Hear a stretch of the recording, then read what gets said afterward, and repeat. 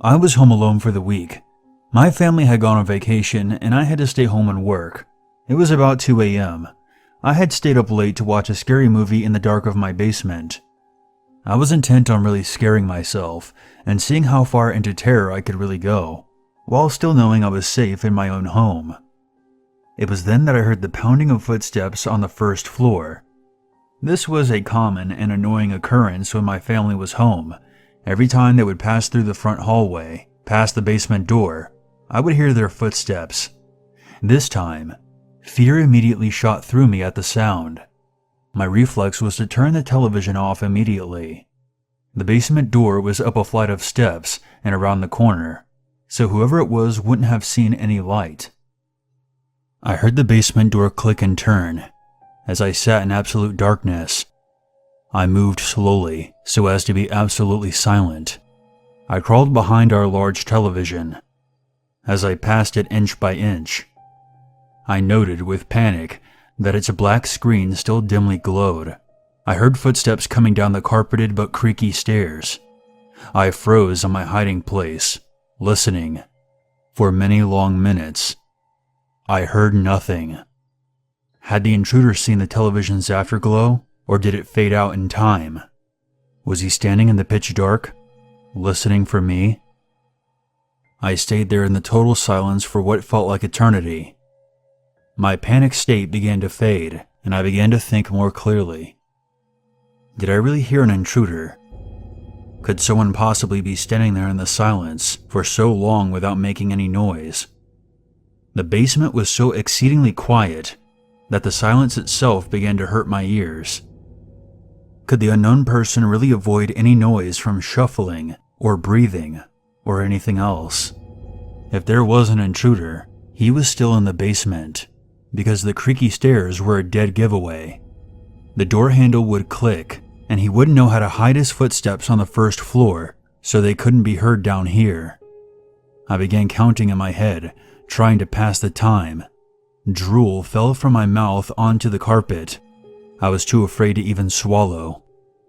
I counted to 60, once, twice, and several more times. After a while, the fear had faded, and I was more confused than anything. I estimated that I had been crouched behind the TV for almost 2 hours, and I still heard nothing. If there was an intruder, none of this made any sense. Finally, I decided I would have to make a move. If I did nothing, eventually the sun would come up and shine in through the small basement windows. And worse, I began to smell something rotten.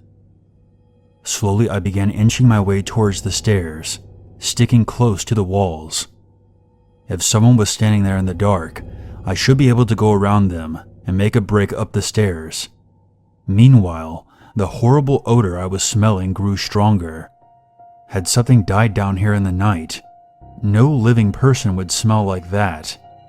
Some terrible images of some corpse monster listening for me in the dark erupted in my thoughts, and I moved as fast as I could without making a sound.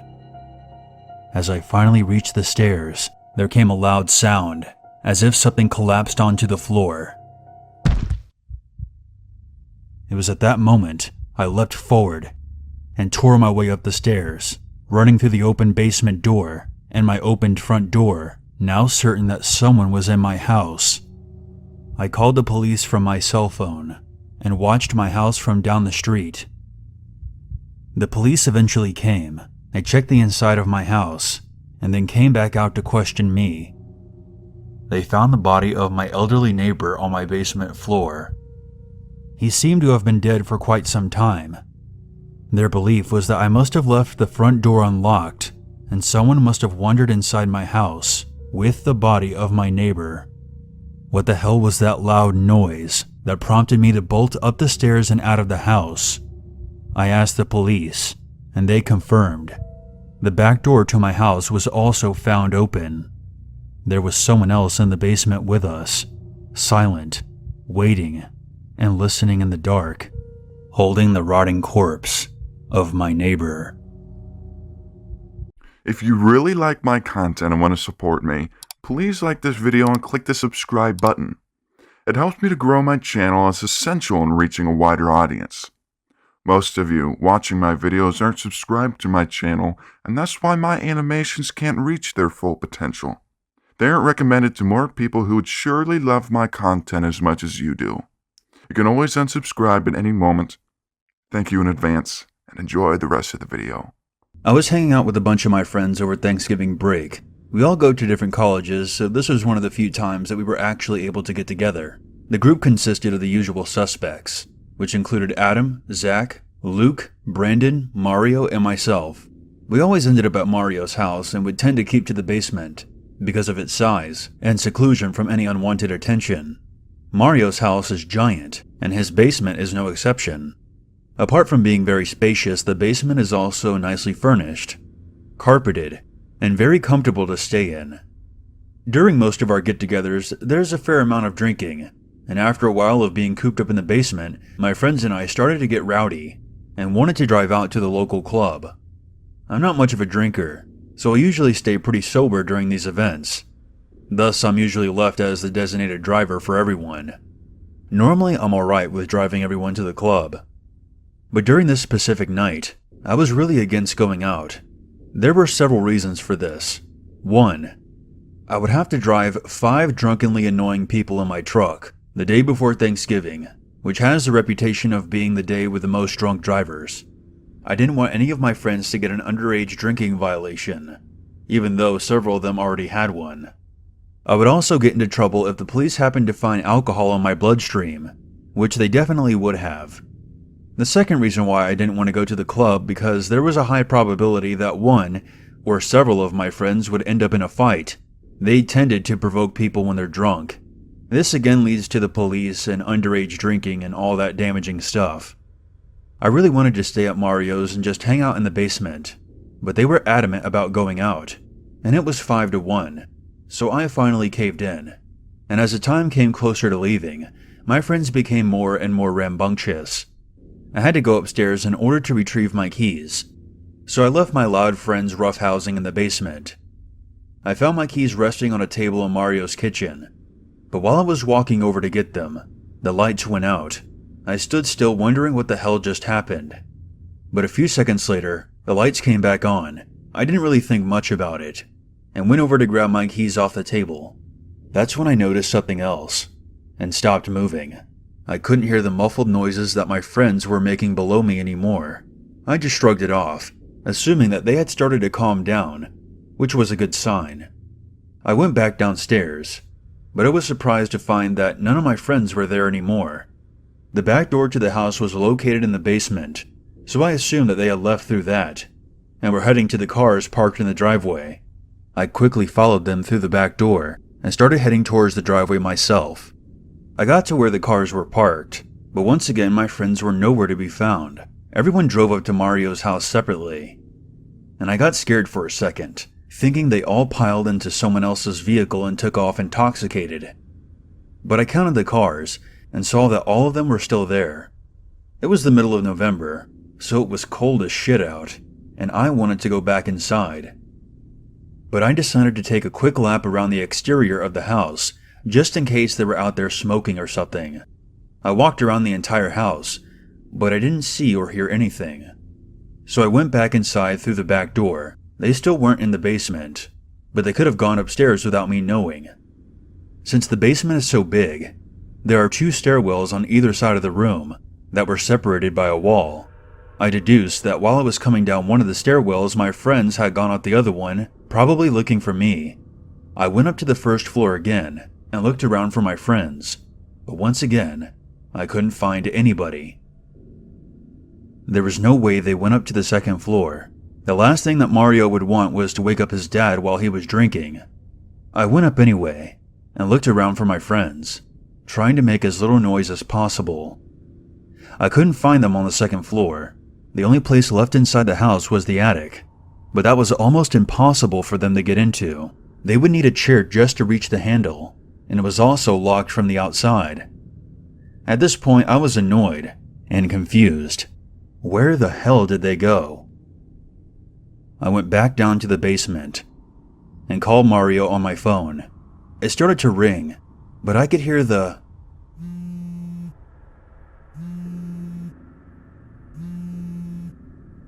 On the coffee table next to me, Mario had left his phone.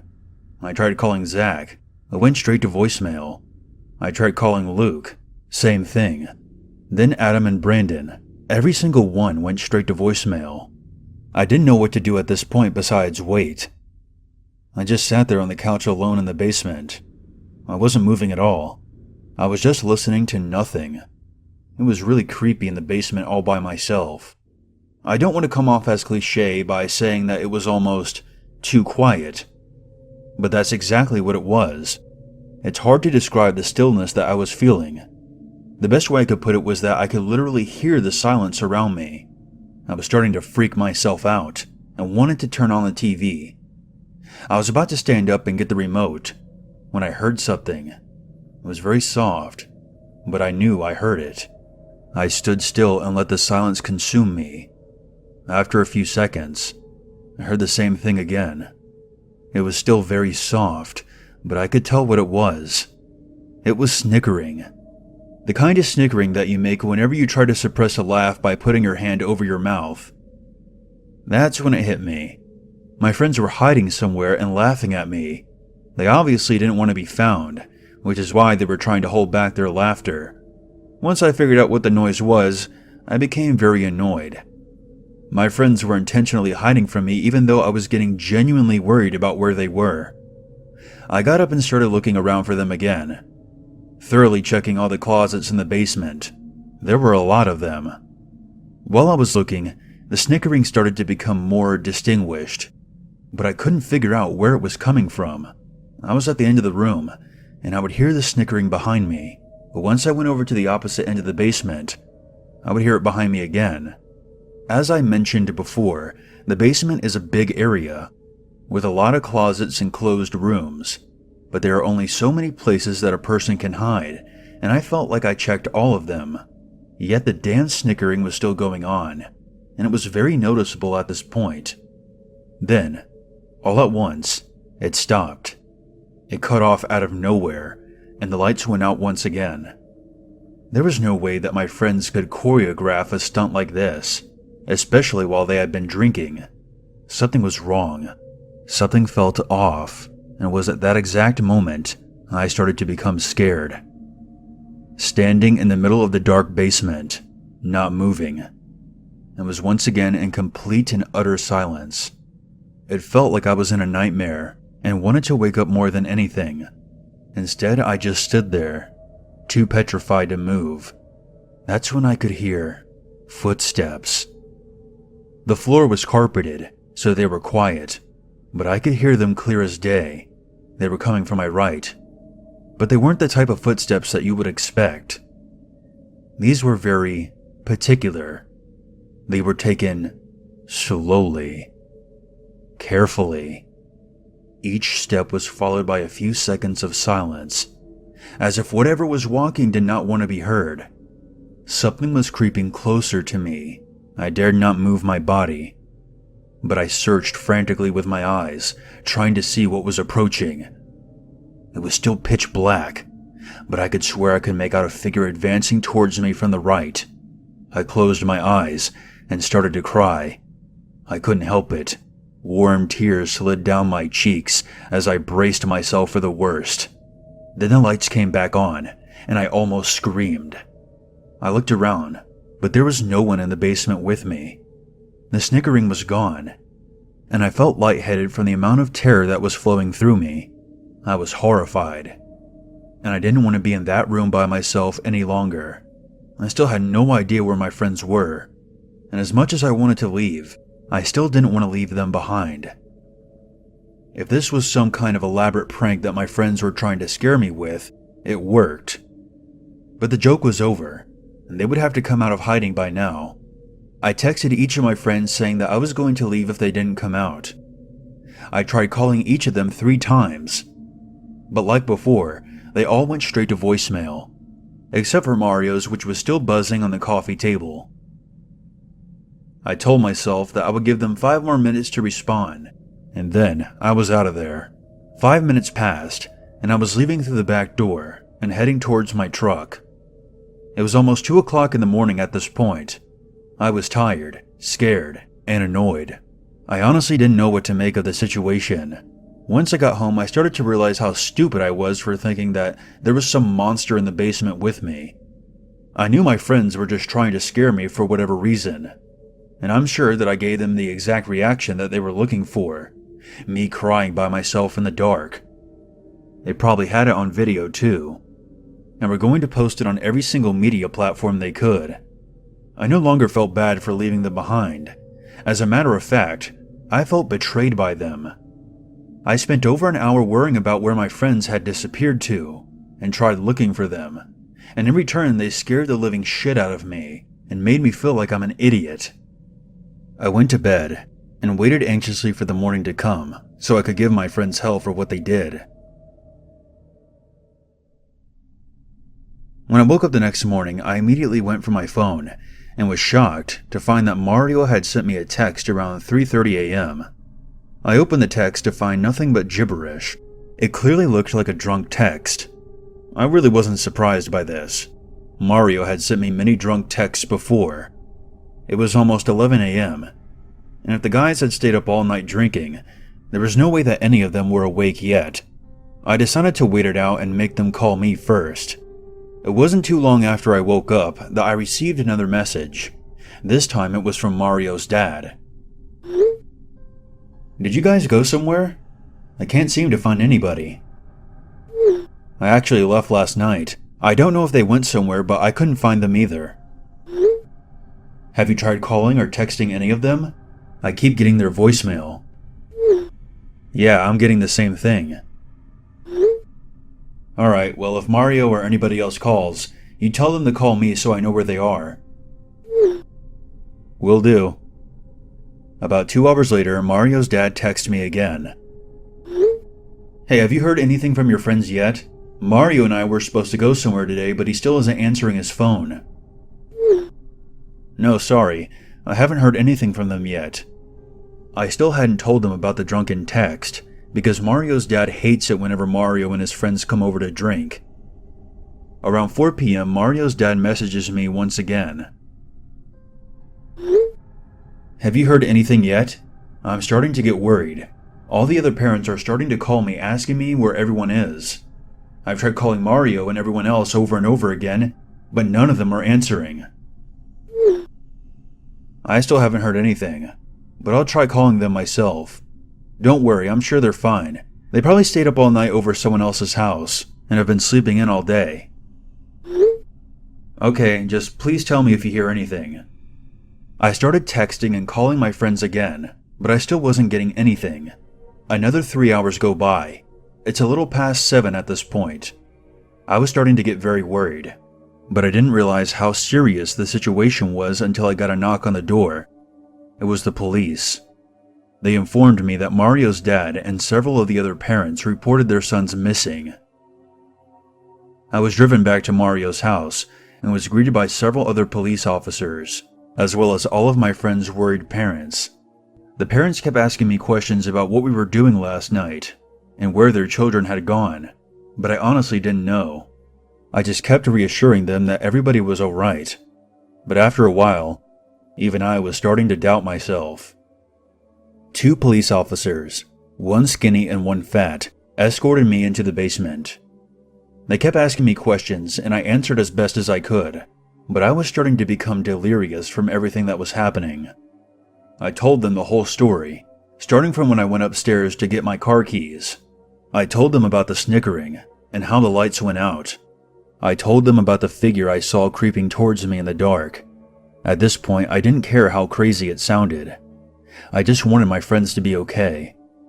I told them about the drunken text I got last night, and when I showed them the message, the fat cop took my phone and walked away with it. I was left with the skinny police officer, who continued to ask me questions.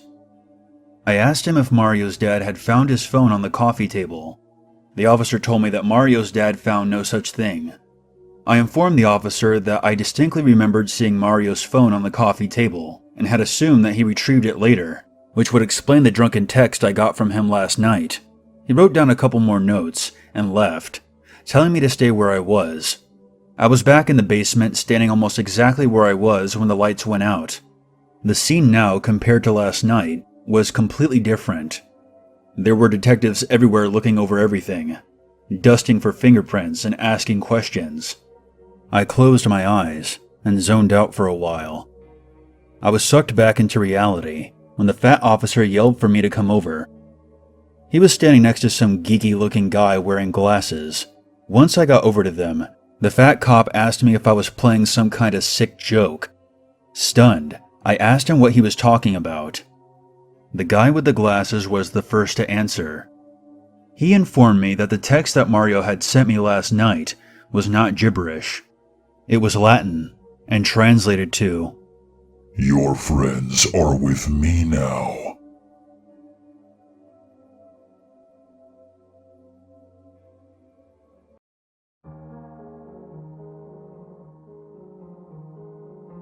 For some context, I'm a 16-year-old male. Last year I got into a horrible accident which resulted in me almost dying. Because of that accident, my chest and my breathing starts to hurt at random moments. My limbs also start to shake uncontrollably. Anyways, I live and was raised in the countryside. We live on a really big property with a lot of bushes and trees. I'm also very paranoid and I don't typically trust any strangers. So it's 1:30 in the morning and I'm watching a movie while on the couch. My parents were asleep and my sister was out of town drinking when suddenly I saw the motion detecting light flip on outside. The shutters were shut, but the light was so bright that you could actually see cracks of light coming right through the shutters. Then I heard the back door start to rattle. I thought it was just my sister who had come home from drinking. She didn't come in for another 20 minutes though, so I asked her what she was doing staying outside that long. "What do you mean? I just came home," she said. I brushed it off thinking that it must have been the wind because there was a very heavy storm going on that night. Me and my sister part ways for the night and we both go to bed. The next night it's 1:15 a.m. and I was making myself a sandwich in the kitchen which connects to the garage. I also want to add that my dog and cat also sleep in the garage. Then out of nowhere, my dog started going crazy, barking really loud. At first I thought he was barking at the cat, but when he didn't stop after a minute, that's when I started to get suspicious. Then I remembered what went down last night. Like I said before, I'm really paranoid, so I go to grab my knife since all of the guns are kept in the garage. Just when I'm about to go into the garage, my dog finally shuts up. I put my ear against the garage door for several minutes. Nothing. Really freaked out, I just decided to go to bed. I decided I would tell my parents about it the next day, but they just brushed it off. It's now the next night, and it's 1:46 a.m. At this point, I was honestly just expecting for the dog to start barking, with my knife in hand. And there it was. My dog started going absolutely ballistic yet again. This time I rushed to the garage, and just as I'm approaching it, I then start to hear shuffling in the garage. Now I'm positive somebody's in there. I slammed open the door, and what do you know? Nothing. I searched the entire fucking garage, and still nothing. I tell my mom since my dad was on a business trip. I told her that we might need to call the police. She didn't believe me, and she actually forbade me from calling the cops. I went back downstairs thinking I was going crazy. Maybe this really was just all in my head. And that's when I then heard a whistle right through the window. I then ran to the window and opened the shutters. Nothing.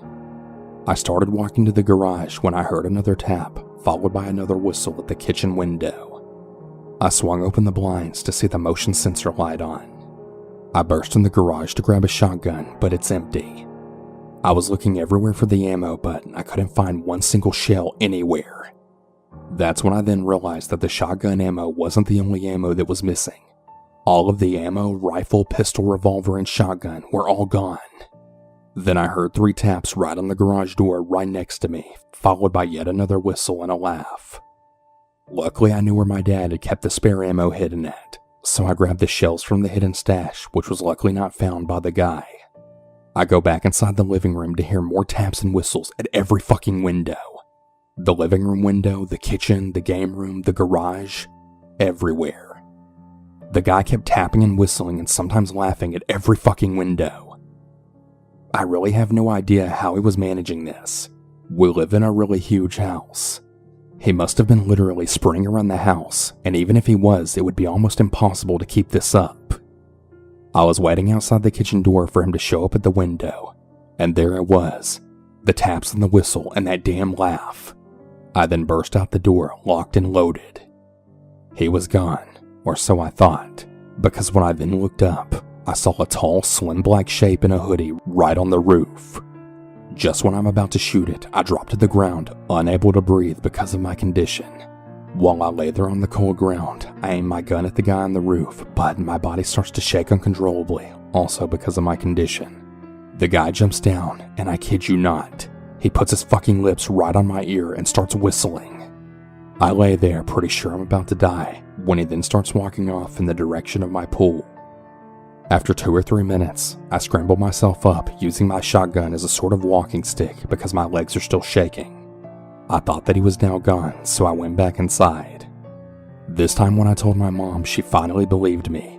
But just right when we were about to call the cops, we take a look outside the window, and I kid you not, we actually saw this guy's head popping out from the pool.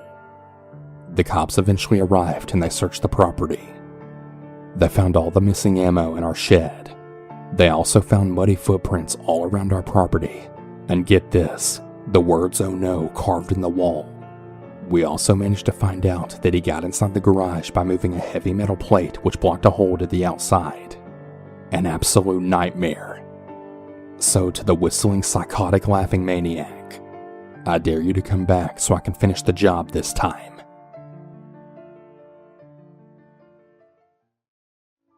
When I was an infant, I was in a freak accident where a gun in the back of my parents' pickup had actually misfired and the bullet went through my mom's wrist, both top and bottom, and then the bullet entered through my left foot right on the side and up through the top.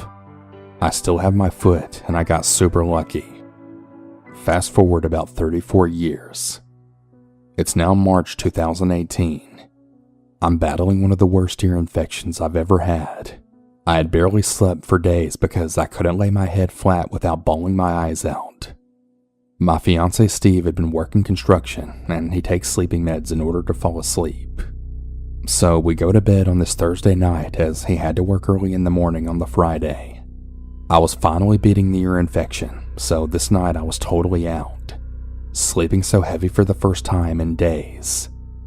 I awoke to a noise but just assumed Steve was getting up to go to the bathroom or something. So I dozed right back off, but then I heard yelling. I'm in a brain fog and my brain isn't awake or processing anything. I heard more yelling, so I remember jumping out of the bed and standing up in the dark, and I was able to comprehend that it was Steve yelling. For some reason, I thought that maybe the cops were in my house or something, but the first words my brain actually understood were, "Give me the money." Wait, what? The cops don't yell that. What the hell's going on here? Steve is buck naked in all his glory, charging at these assailants, and then he slams our bedroom door, trying to keep them from getting into the room where I am. These bastards try swinging the door open, and Steve slams the door shut again. All of a sudden, I start hearing popping noises. These motherfuckers were actually shooting at us. I watch Steve Spider-Man around the room trying to not take a bullet, but keeping our door shut so they can't get to me. I hear Steve yelling, "Get the gun! Get the gun!" And my brain is thinking, why on earth would I charge these intruders and get their gun? Like I said before, I was sleeping super hard and the brain fog in my brain in stupid mode. I finally realized that he's talking about getting our gun. Yeah, I'm a dumbass. So I click the light on, grab our gun, and then hand it to Steve. These junky piece of shit intruders have now ran out the very same way they came in, through the back door. Apparently my idiot roommate hadn't locked the back door. Anyways, I'm now shaking and I'm damn near hysterical at this point. Steve was grazed by 2 of the 6 bullets that had been shot at us. I spent an entire month tending to his wounds and nursing him back to health.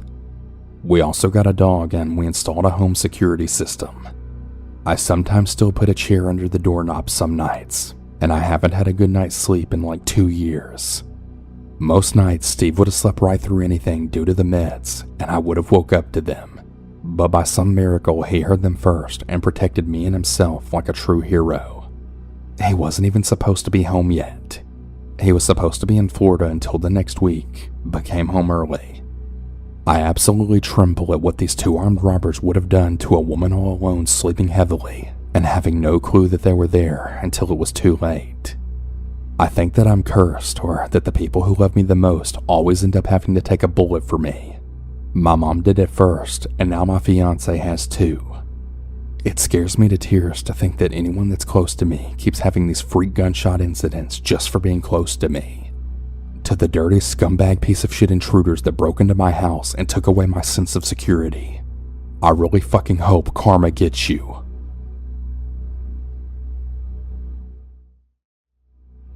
I work as a security guard for an alarm response company. We answer alarms for businesses and private residences. 99% of the time, it's usually a motion detector set off by a cat, or a restaurant forgot to disarm their stuff before the stock truck arrived to unload. In this specific case, I was called out to a house where the back door alarm was set off, like it thought someone opened it. The owner was out of town, but she was alerted by her app, and she had her mother meet me there. We checked the door. It's locked.